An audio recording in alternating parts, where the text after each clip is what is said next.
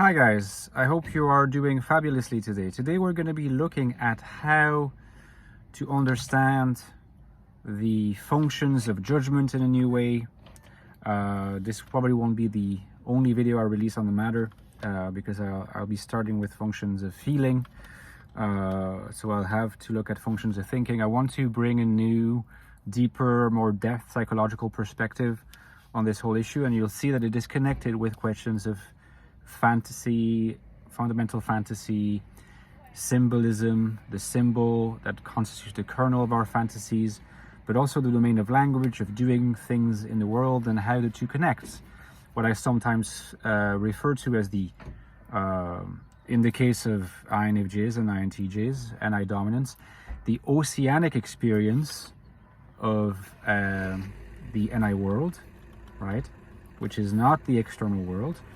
And how it comes in conflict with the reality principle of the regimented world of norms, principles, and rules to follow.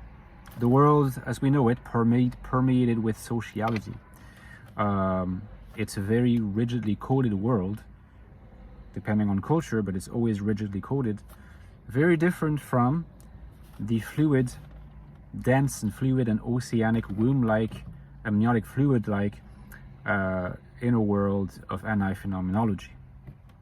Now, the regimented world comes in through the functions of judgment.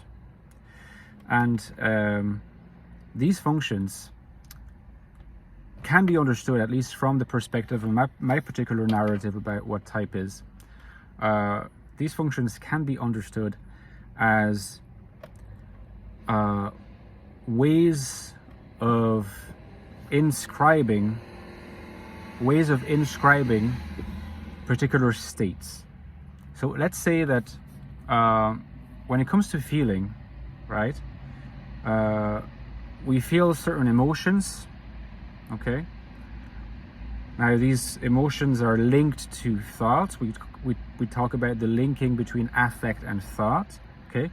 Of course, in some cases in mental illness, there can be a dissociation between affect and thought, but usually these are connected. The affect dimension, more to do with feeling, the thought dimension, more to do with thinking.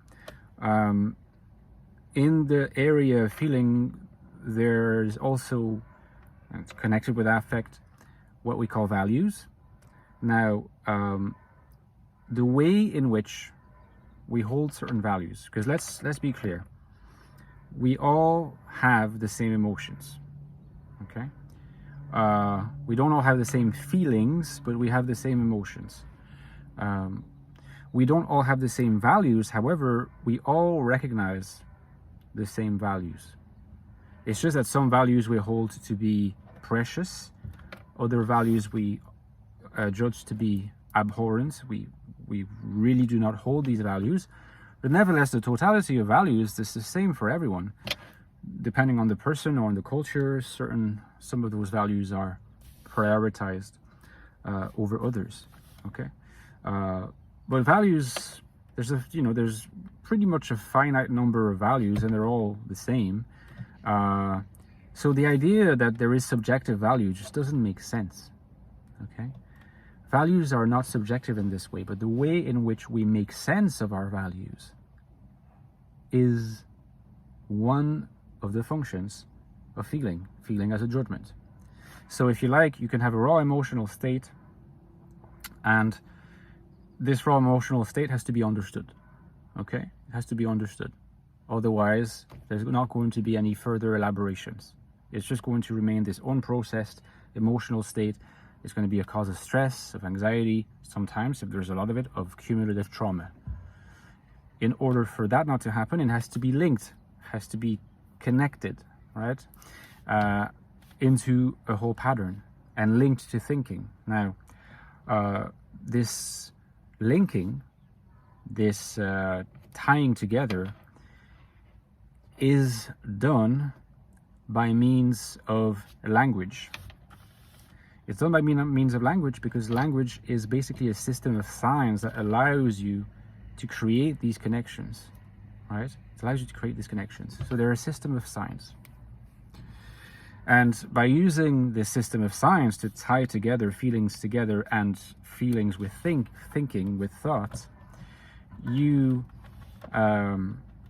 get to having certain worldviews, certain values, certain stances of the world, certain judgments. And in this way, you can have a coherent set that you can make sense of. The fundamental notion here is to make sense of. It would be a terrifying thing if we could never make sense of our emotions. It would be a terrifying thing if we could never make sense of our values as values. We would feel unstuck. We would feel like we're not grounded anywhere. Now that's the power of the superego and why having a superego is crucial. The superego gives you a law. It gives you an order of the world. That world can be suffocating. That world can be stifling. That world can smother. But if you don't have any superegoic base, you're floating about without any anchoring. And that, in terms of how you experience the world, how you exist, is terrifying. So you need a bit of superego. You need a bit of law.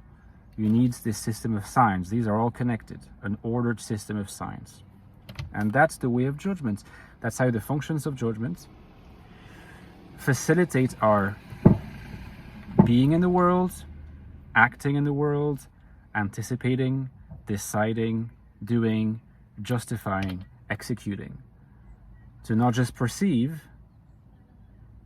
but to be, act, intend, do, justify, have goals, achieve. Just be concretely in the world and not just spectators. Okay? What brings you from the position of a passive spectator, a vegetative spectator, to a position of being an actor, an agent, that's the whole area of judgment. And that's done through making sense of what initially begins as perceptions through the apparatus of the science, of language as a system of science. What brings the signs, the signifiers, and the signifieds into our experience so that we can become actors of the world is precisely judgment. It does this via feeling, and it does this, roughly speaking, via thinking. When it does this via feeling, we can talk about emotions, feelings as historized emotions, emotions that are seen through the prism, experienced through the prism of your particular history, which means that like not a lot of people, almost no one experiences an emotion exactly in the same way as another does. It's because it's an emotion that's become a feeling, a narrative. It has a past, right? It's temporalized, but also values. Values are like that. What is unique to us, to each and every one of us, is not the values we hold. Again, there's a finite list of values. It is how we make sense of the values we have and how we make sense of the values that we reject.